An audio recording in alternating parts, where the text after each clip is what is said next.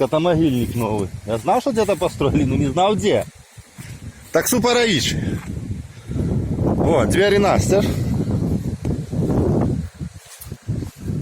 Ні табличок, нічого.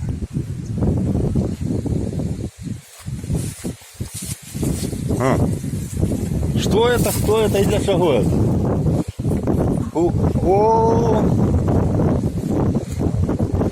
Вот так вот, это супарович, это скотомогильник. Обустроенный по полной программе. Фу. Вонит, сука, лежить его. Сгнило, о, на паршей миллиард.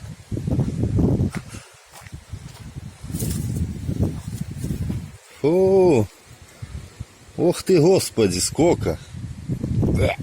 Вонить. И вот это вот все растягивают волки, собаки.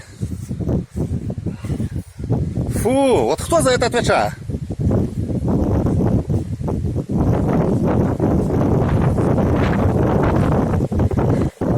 Хорошо, хоть ветер в ту сторону.